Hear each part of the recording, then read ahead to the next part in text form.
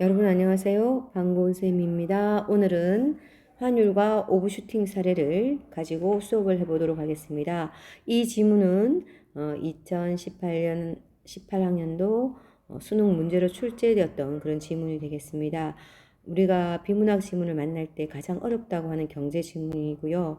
경제 지문 중에서 지금까지 나왔던 지문 중에 가장 난이도가 높았다고 알려져 있는 그런 지문이 되겠습니다. 이 지문은 여러분에게 지난번에 과정 원격 수업 중에 과제로 한번 제시를 했었죠. 그래서 한번 읽어봤으리라고 생각됩니다. 그래서 중요하지 않은 부분은 조금 생략하고 핵심적인 내용을 위주로 설명하도록 하겠습니다. 여러 차례 얘기를 했지만 경제학을 이해하기 위해서는 경제학을 단순하게 봐야 되지 외부적인 다른 조건들은 생각하지 마시고 어떤 하나의 이름을 생각할 때는 그것밖에 없다라고 생각하시고 이해하시면 되겠습니다.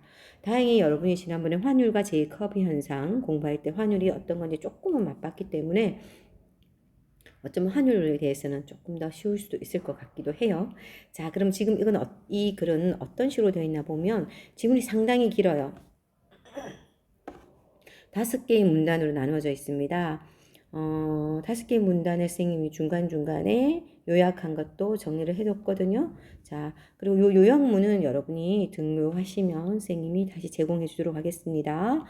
자, 첫 번째 지문의 핵심 내용은 정부가 정책의 목표를 달성하기 위해서 여러 가지 정책 수단을 활용하는데요. 이때 이 정책 수단은 어떤 특성을 가진데요. 4가지 특성을 가지는데 강제성, 직접성, 자동성, 가시성이라는 4가지 측면을 가지는데 이 4가지 측면은 적절히 잘 사용했을 때 최고의 결과가 나온다 이렇게 보고 활용하는 것으로 알려져 있습니다. 그래서 문단을 보면 이 첫 번째 단락의 내용은 따로 뭐 읽을 필요가 없을 것 같아요. 여러분 읽었기 때문에. 이 중에서 알아야 될 것은 강제성이라는 것은 규제, 제약, 통제 이런 것과 관련되고요.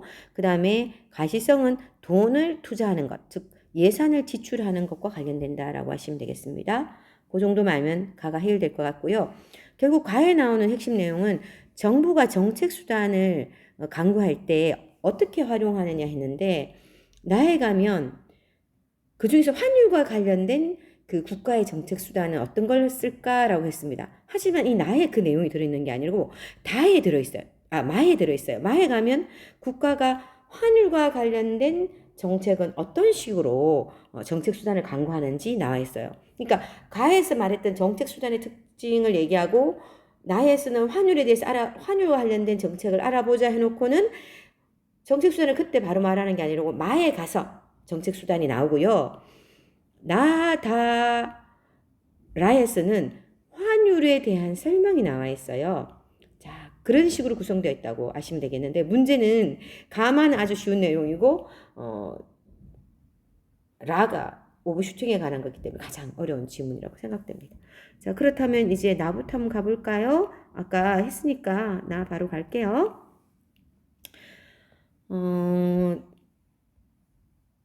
조금 당기겠습니다. 정책 수단 선택의 사례로 환율과 관련된 경제 현상을 살펴보자 했어요. 환율 관련된 것. 외국 통화에 대한 자국 통화의 교환 비율을 의미하는 환율을. 그럼 여기서 환율의 뜻이 나왔죠. 외국 통화에 대한 자국 통화의 교환 비율을 환율을 한다. 낱말 뜻 하나 나왔습니다. 그 다음 환율은 장기적으로. 자, 장기적이란 말이 나왔으니까 뒤에 이어 단기적이 나오겠네요. 정말 나왔어요. 장기적으로는 환율이라는 게 뭐냐면 한 국가의 예를 들면 우리나라의 어떤 생산적 능력, 그다음 우리나라의 물가 등 여러 가지 경제 상황을 반영하는 수준으로 수렴돼요. 그러니까 거두어들이다라고 해석되지만 결정된다 이렇게 이해하시면 좋겠죠. 여건을 반영하는 수준으로 결정돼요. 이 환율은 여러분 알듯이 매일매일 이 환율 시장에서 결정되잖아요. 그런데 문제는 단기적인 것은 이렇게 국가의 생산성, 물가 등 기초 경제 여건을 반영하는 수준으로 결정되는 게 아니라 이와 달리 괴리되어 떨어져 있는 거죠. 달리 움직이는 경우가 있어요. 만약 환율이 예상과 다른 방향으로 움직이거나 또는 비록 예상과는 같은 방향임에도 불구하고 상승이면 상승, 하락이면 하락이라는 그런 같은 방향이라 하더라도 변동폭이 예상보다 지나치게 클 경우는 경제 주체가 과도한 위험에 노출될 수 있겠죠. 이때 환율이나 주가 등이 지나치게 단기예요. 단기 지나치게 상승하거나 하락하는 것을 오버슈팅이랍니다. 그러니까 지금 여긴 또 아까는 환율이 낱말 뜻이 나왔다면 오버슈팅의 낱말 뜻이 나왔죠. 오버슈팅이라는 것은 단기에 지나치게 상승하거나 하락하는 환율과 주가 같은 것에 쓰는 말이에요. 한마디로 오바되는 거, 오바. 오바하지 마라 하잖아, 우리 말할 때. 그 오바란 뜻이에요. 이러한 오버슈팅은 물가 경직성이나 금융시장의 변동에 따른 불안 심리 때문에 촉발, 생겨나는 것으로 알려져 있습니다. 그리고 물가 경직성이라는 말은 또 뭐냐? 시장에서 가격을 조정하기 어려운 정도를 의미한다고 돼 있어요. 자, 그렇다면 지금 여기에는 보니까 환율의 뜻, 오버슈팅의 뜻, 그 다음에 오버슈팅이 일어나는 원인 두 개 나왔죠? 두 개. 그 다음 물가 경직 뜻까지 설명되어 있습니다. 그래서 이 문단의 내용을 정리하자면요. 이렇게 되겠죠? 자, 환율은 외국 통화에 대한 자국 통화의 교환 비율이다. 환율이라는 것은 장기적으로는 우리나라의 그 경제권을 반영하는 수준으로 결정지어지지만 단기적으로는 변수가 많이 생겨서 단기에 지나치게 상승하거나 하락하는 경우도 있다. 그것을 오버슈팅이라 하는데 이 원인은 물가 경직성 때문인 게 가장 크고 그 다음에 불안 심리 때문에도 일어나기도 한다. 그러니까 물가 경직성이라는 게 굉장히 중요해요. 물가가 경직적이기 때문에 오버슈팅은 일어난다라고 여러분이 기억하시면 되겠어요. 자, 그러면 세 번째 단락 내용 한번 볼까요? 세 번째 갑니다. 물가 경직성에 따른 환율의 오버슈팅을 위하기 위해서는 자, 물가 경직성에 따른 환율의 오버슈팅이에요. 아까 오버슈팅이 일어날 수 있는 것. 환율의 오버슈팅은 물가 경직성과 또 뭐였죠? 불안 심리, 금융시장 변동에 따른 불안 심리. 이 돈이 지금 가치 떨어지는 거 아니야? 하고 불안해하거나 이 돈이 휴지 조각되는 거 아니야? 하는 그런 불안 때문에 생긴다 했잖아요. 그런데 이 중에 물가 경직성에 따른 오버슈팅에 대한 설명을 합니다. 돈이 유통되는 것을 어떤 금융자산으로 생각하고 경제 충격에 대해 장기와 단기의 환율이 어떻게 조정되는지 알아보자 했어요. 근데 장기와 단기에 어떻게 조정되는지 알아봅니다. 했는데 실제로 여기서 다에서는 장기만 주로 얘기하고 있어요. 경제 충격이 발생할 때 물가나 환율은 충격을 흡수하는 조정 과정을 거칩니다. 물가는 단기에는 장기 계약 및 공급 요금 규제 등으로 인해서 경직적이지만 장기에는 신축적이다. 자, 여긴 물가의 특징이 나와 있죠. 물가의 특징. 물가나 환율을 했는데 물가는 장기에는 신축적이지만 단기에는 경직적이야.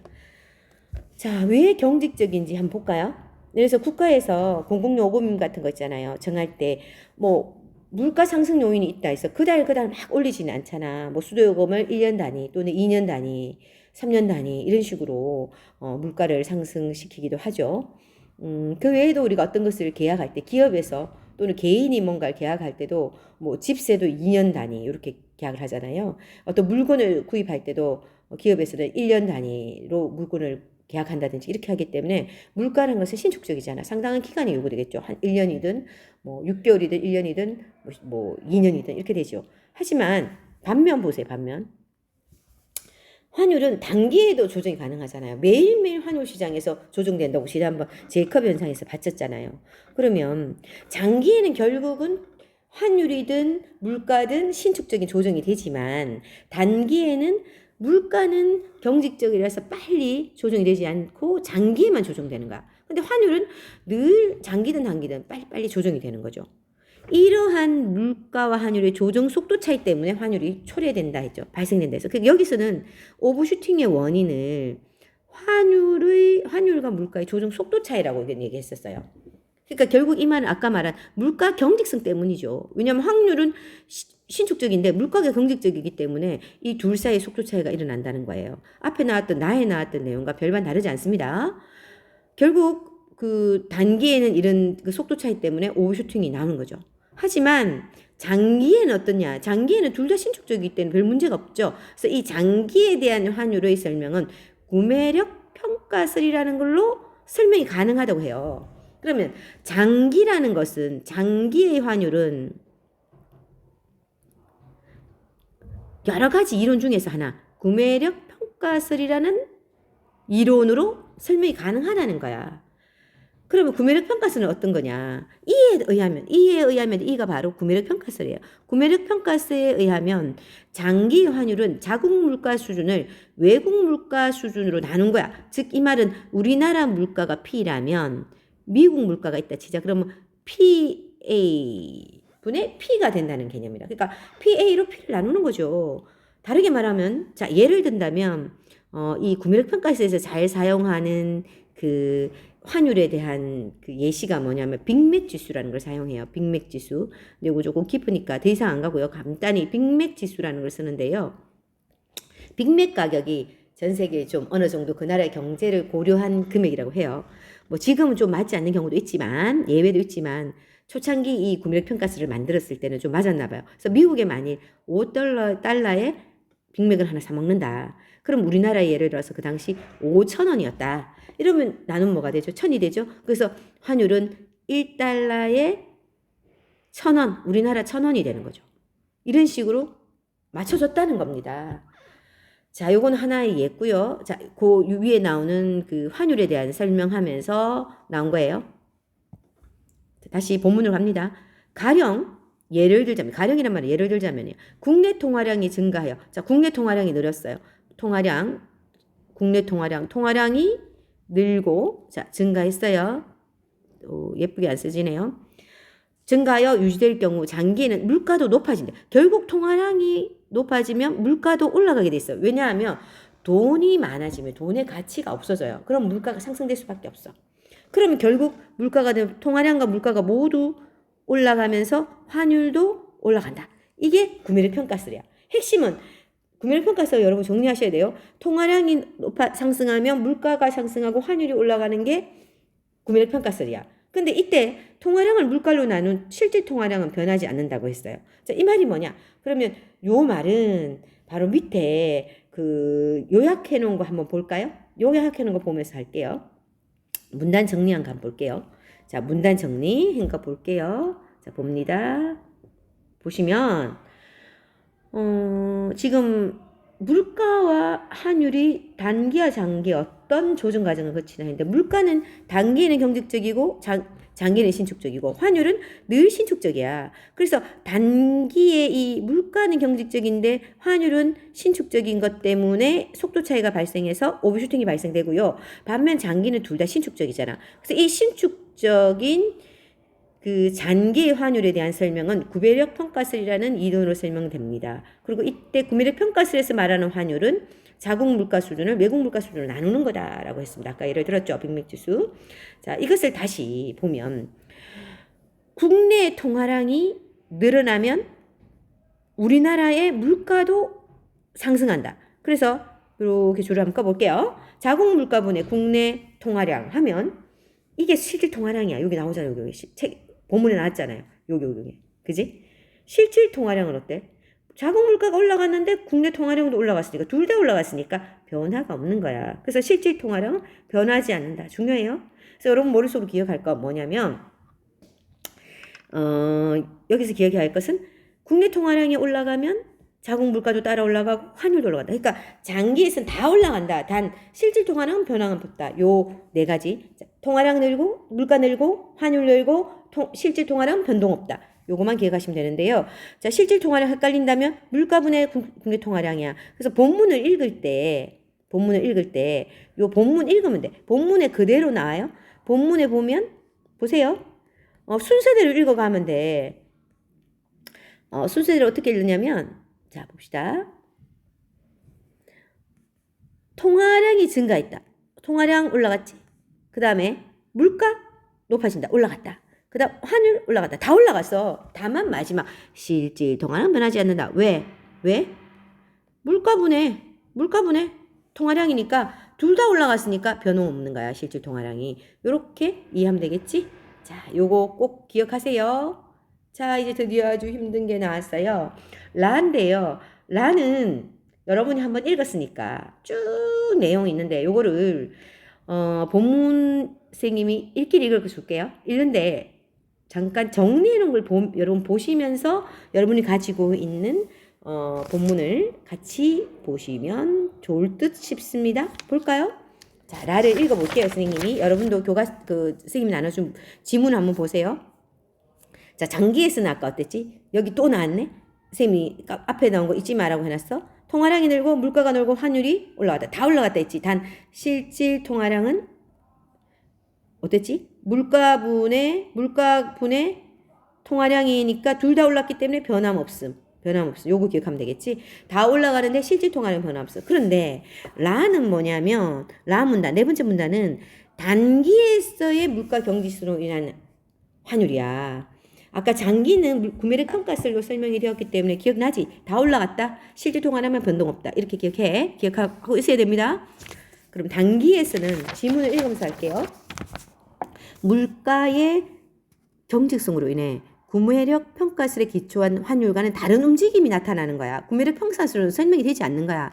예를 들어서 국내 통화량이 증가해요. 자 봅시다. 국내 통화량 증가하여 유지되고 있어요. 유지되고 있을 때 물가가 경직적이었어. 자 여러분 본문 그대로 읽는 거예요. 실질 통화량이 증가합니다. 자 요거 왜 설명이 가능한가 알죠? 아까 했잖아. 물가가 경직적이야. 물가가 변함없어. 똔똔이야. 그런데 어때? 통화량은 늘었어. 그러면 분모는 변하지 않는데 분자가 값이 커졌으니까 어때?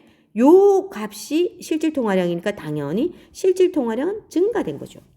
맞나요? 네. 그래서 실질 통화량은 증가하고 이에 따라 선생님 지금 본문 읽고 있어요. 지문 이에 따라 시장 금리는 하락하게 된다. 자, 이자율이 떨어져. 왜?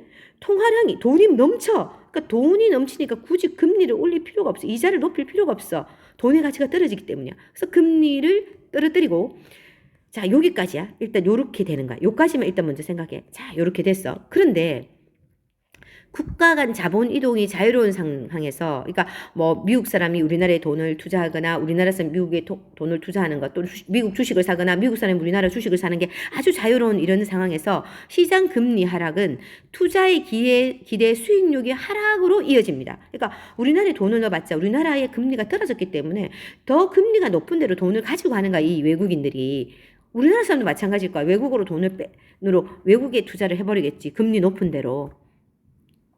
그래서 단기성 외국인 투자 자금이 해외로 빠져나가거나 신규로 우리나라에 들어올 해외 투자 자금의 유입이 위축되는 결과를 초래하게 됩니다. 이 과정에서 자국 우리나라 통화의 가치는 하락하게 되겠지. 통화 가치가 하락된다는 것은 환율이 상승할 수밖에 없어. 우리나라 돈의 가치가 떨어지니까. 그래서 여기 뭐냐면 여기가 이제 외화 유출되고 환율이 상승되는데 고단 문장이 아주 중요한 내용이 있어요. 통화량 증가로 인해, 여기 앞에 통화량 증가 있잖아. 요거 다시 요 문장으로 갑니다. 문장에서 요거로 갑니다. 통화량이 증가돼요. 물가가 신축적으로 예상되는 경우에 되는 환율 상승에 금리 하락에 따른 자금의 해외 유출이 유발되는 추가적인 환율 상승이 더해진 것으로 나타난다. 자, 이 말은 뭐냐면 아까 앞쪽 여기 잠깐 구매력 평가설 장기에서 통화량이 올라가면 환율이 올라갔잖아요. 물가가 탄력적일 때 올라갔지. 그런데 물가가 경직된 상태에서 환율이 올라갈 때는 여기에 외화가 유출됨으로 인해서 환율이 더 심하게 올라간다는 거야. 이것을 오버슈팅이라고 한답니다. 이때 오버슈팅의 정도와 지속성은 물가 경직성이 크면 이 오버슈팅이 더 크게 나타나는 거야. 그러니까 물가가 좀 더 신축적으로 변하면 이 오버슈팅이 좀 약하겠죠. 자, 요게 바로 요 상황 자체가 오버슈팅이야. 요게 오버슈팅이야. 근데 이 오버슈팅이라는 게 끝까지 계속되는 건 지속되는 건 아니잖아. 그 다음 문장 볼게요. 시간이 경과함에 따라. 이때 시간이 경과했다는 게 장기라는 뜻 아니야. 여기 장기의 구매력 평가설 아니야. 헷갈리면 안 돼. 절대 안 돼. 단기의 오버슈팅 내에서 시간이 경과한 거야. 이때 그럼 우리가 통화량은 어떤 거야? 통화량은 계속 늘어나 있는 상태로 유지되고 있어. 그러니까 이때 통화량이 시간 경과 후에 통화량이 갑자기 늘어난 거 아니야? 이미 통화량이 늘어나 있는 상태야. 지금 시간이 경과 후에도 여전히 통화량이 늘어난 상태인데 이거는 변함없다라고 표현하는 거야. 그런 다음에 뭐라고 되냐? 물가는 자연스럽게 시간이 지나니까 올라가는 거야. 자, 그러면 실질 통화량이 내려가겠지. 아, 여기서 뭐예요? 뭔가 다시 볼까? 아까 얘기했잖아. 물가분의 통화량이 실질 통화량이니까 물가는 올라가고 통화량은 그대로니까 분모가 커졌으니까 실질 통화량이 어때? 줄어들 수밖에 없지. 여기 잘 이해해야 돼요. 그러면 이제 어떻게 되냐? 시장 금리는 반등한다. 다시 올라간다죠. 반대로 올라가는 거야. 아까 내려갔더니 올라가. 자, 올라가. 그 다음에 자, 이자가 올라가니까 외국에 나가 있던 자금이 다시 들어오는 거죠. 읽을게요. 해외로 유출되었던 자금이 시장금리의 반등으로 국내로 복귀합니다. 그러자 단기에 과도하게 상승했던 환율은 다시 떨어져요. 그런데 요때 단기에 과도하게 상승됐던 환율은 장기에는 구매력 평가설에 기초한 환율로 수렴된다. 저거가 중요하거든요. 별표 5개예요. 엄청 중요해요. 그냥 떨어지는 게 아니라 여기서는 봐. 올라갔다 내려갔다가 그대로잖아. 올라갔다 내려갔다. 시장금리 내려갔다 올라갔다 했는데 굳이 환율은 올라갔다 내려갔다 내려가긴 내려갔는데 장기의 환율로 내려갔다는 거야. 그럼 장기의 환율은 뭔가 볼까? 장기의 환율은 처음과 똑같아졌다는 게 아니라 환율은 구매력 평가에서 환율이 올라가긴 올라가. 근데 오버슈팅에서는 장기 정도가 아니라 더 많이 올라갔단 말이야. 더 많이 올랐는데 내려오는 것은 조금 내려왔다는 거야. 자, 요거는 그래프로 한번 볼까? 우리 그래프로 한번 보면 뒤에 문제가 또 나와 있으니까 한 번 더 보도록 할까요? 자, 그럼 여기 그래프를 한번 선생님이 그려볼게요. 자, 그러면 그래프를 한번 그립니다. 자, 어떻게 그릴까? 자, 요게 환율이야. 자, 또 요거는 시간. 자, 지금까지 환율이 이 정도 가격이었어. 근데 자, 여기 이 시점에 T라고 보자. 이 시점에 오버슈팅이 발생한 지점이야. 이게 오버슈팅이 발생한 지점이야. 오버슈팅이 발생한 지점 딱 발생했어. 근데 환율이 예를 들어 여기 1,000원이었단 말이야. 예를 들어서 한 1,000원이면 하여튼 1,000원이라면 헷갈릴까? 그냥 환율이 이 정도 가격이었어. 그런데 T 시점에 갑자기 통화량이 늘었어. 통화량이 늘면 어때? 통화량이 늘면 물가가 올라가고 환율이 상승한다 했어. 그래서 물가가 올라가고 환율이 상승해야 되는데 단기에서는 오버슈팅이 발생하면 요 정도 장기에서 예상한 환율보다 해외 자금이 어떻게 됐지? 유출되면서 이만큼 더 올라가 버리는 거야. 더 뛰어버리는 거야. 그러니까 환율이 여기까지 올라가는 거야. 이만큼 올라가는 거야. 예상했던 환율은 요 정도 올라가야 되는데 이만큼 올라가 버린 거야. 통화량이 증가해서 올라가야 환율보다 훨씬 높이 해외 자금 유출 때문이겠지? 이만큼 올라가 버리는 거야. 그런데 나중에 시간이 경과되면 이게 떨어지겠지. 서서히 떨어지는데 이 처음에 있던 이 시점으로 내려오는 게 아니라 바로 여기로 내려오는 거야. 장기의 환율에서 장기에도 올랐잖아. 어차피 통화량이 늘면 장기의 환율로 요 정도로 되는 거야. 그러니까 그 그래프를 다시 작게 그린다면 여기 있던 게 슝 올라갔다가 요렇게 내려오는 거지. 여기까지 오는 게 아니라 장기 예상했던 요게 장기 예상한 환율이거든. 여기 오버슈팅이 발생한 환율이라니까 요만큼으로 내려오는 거야. 그래서 그래프가 요렇게 되는 거지. 그럼 요거도 나중에 문제 4번인가? 4번 문제에 나오잖아. 4번 문제 요게 바로 뭐냐면 환율 그래프야. 환율 그래프. 되겠지? 그러면 환율 그래프는 요거 이해됐다? 응? 알지? 자, 그러면 마로 넘어갈게요. 마. 자, 마는 그냥 환율이 그 기초 경제 여건과 괴리되어 과도하게 급등락하고 균형 환율 수준으로부터 장기간 이탈되는 그 문제가 생겼던 것을 오버슈팅이라는데 이때 이를 대비하기 위해서 정부는 여러 가지 그 다양한 정책 수단을 동원한다거든. 근데 여기도 보면 이 정책 수단은 너무 다양한데 이건 뭐 여러분 읽으면 다 아는 거야. 바로 요약한 걸 볼게. 미세 조정 정책을 활용하지. 이때도 직접적으로 환율에 뛰어들 수는 없잖아. 환율과 제이컵 현상에서 말했지. 정부가 직접 개입하지 않는다 했지. 대신 간접적으로 여러 가지 정책을 활용하는데 물가 경직성을 완화하기 정책 수단으로 강제성을 낮추기도 하고 부정적 파급 효과를 완화하기 위해서 그렇다고 직접 개입하는 건 직접성을 살짝 높이는 수단으로 이런 수입 물품의 세금을 조정하거나 환율 변동 보험을 제공하거나 지급 보증을 쓰거나 하는 이런 걸 한다는 거예요. 자, 여기까지 내용이었어요. 자, 그러면 이어서 두 번째 수업 자료는 문제를 푸는 걸로 하겠습니다. 여러분들 두 번째 자료도 봐주세요. 수고하셨습니다.